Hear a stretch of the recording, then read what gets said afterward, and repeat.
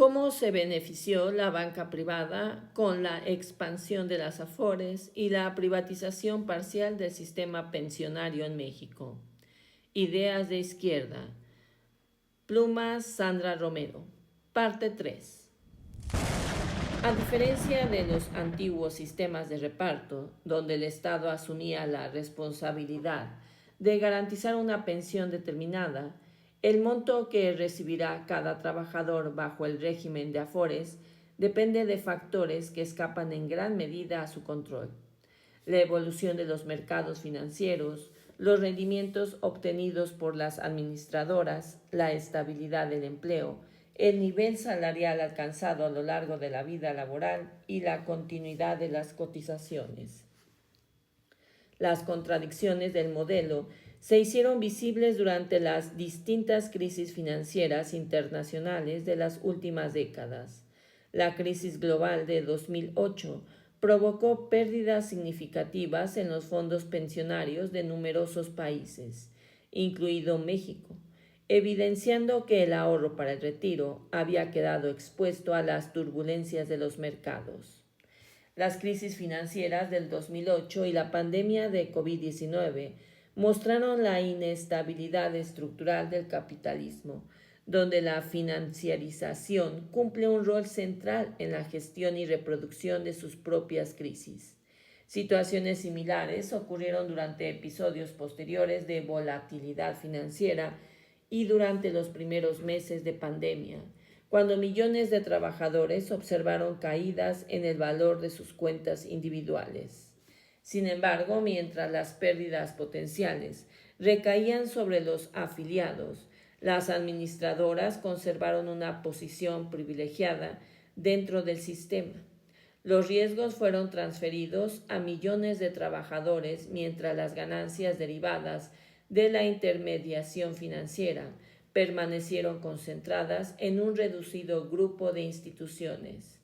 La promesa de que la competencia entre Afores generaría mejores rendimientos y garantizaría jubilaciones más elevadas tampoco se cumplió.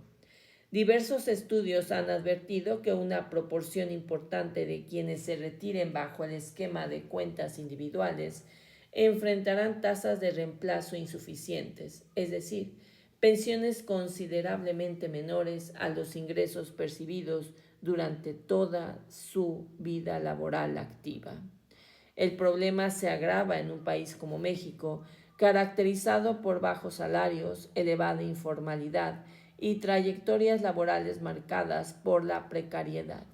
Millones de trabajadores alternan periodos de empleo formal e informal, sufren interrupciones en sus cotizaciones o perciben ingresos insuficientes para acumular recursos que les permitan acceder a una jubilación digna.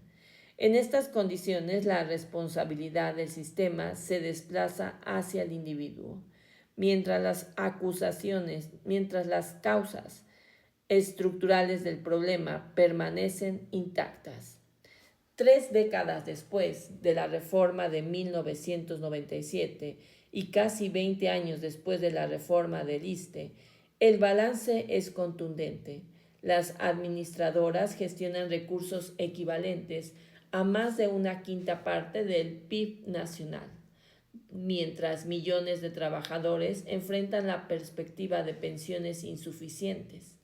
La seguridad social fue subordinada a la lógica de los mercados financieros y el derecho a una vejez digna quedó cada vez más condicionado por la capacidad individual de ahorro y las fluctuaciones del mercado. El papel del Banco Mundial y el FMI.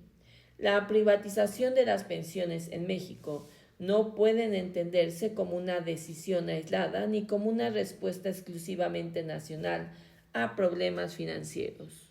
Formó parte de una ofensiva neoliberal impulsada a escala internacional durante las décadas de 1980 y 1990, en el marco de las transformaciones económicas que siguieron a la crisis de deuda latinoamericana y a la consolidación del llamado Consenso de Washington.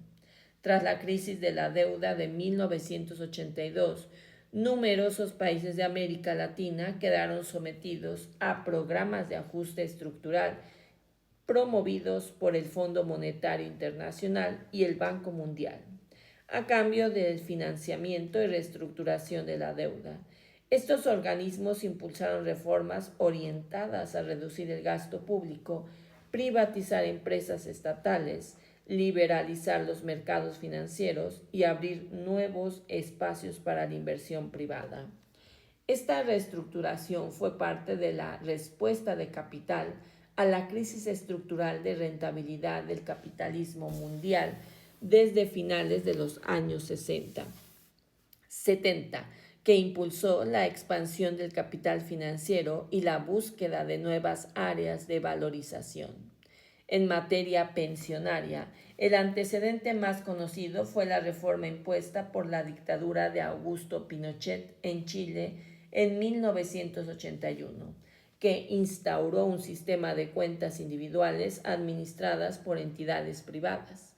Surgida bajo condiciones de represión extrema, esta experiencia fue posteriormente sistematizada y promovida por el Banco Mundial como modelo de referencia para las reformas previsionales en América Latina.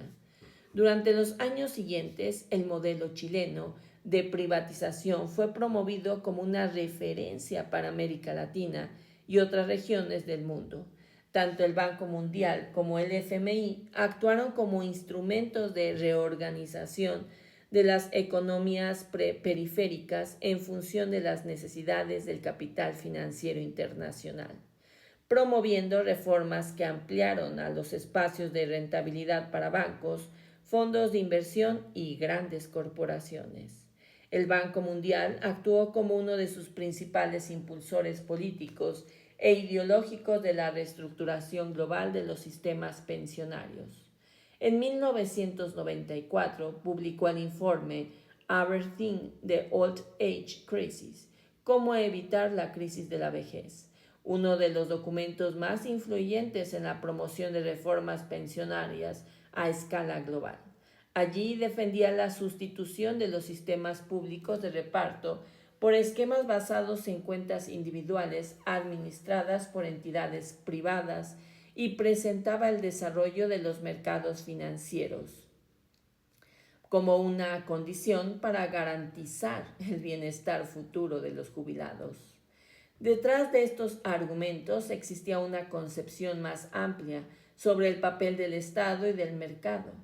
Para el Banco Mundial, los sistemas públicos de pensiones representaban una carga fiscal creciente, mientras que los fondos privados podían contribuir simultáneamente al desarrollo de mercados de capitales y a la expansión del sistema financiero. En otras palabras, el ahorro de los trabajadores debía convertirse en una palanca para la inversión privada y la acumulación financiera. Por su parte, el Fondo Monetario Internacional reforzó esta orientación a través de los programas de ajuste estructural y de las políticas de disciplina fiscal aplicadas en numerosos países. La reducción del gasto social y la presión para reformar los sistemas de seguridad social formaron parte del mismo paquete de medidas que acompañó las privatizaciones y la liberalización económica en gran parte de América Latina. No se trataba únicamente de modificar mecanismos administrativos para financiar las jubilaciones, sino de redefinir la relación entre Estado, mercado y derechos sociales. La seguridad social dejó de concebirse como una responsabilidad colectiva garantizada públicamente y pasó a ser entendida como una responsabilidad individual gestionada a través de los mercados financieros.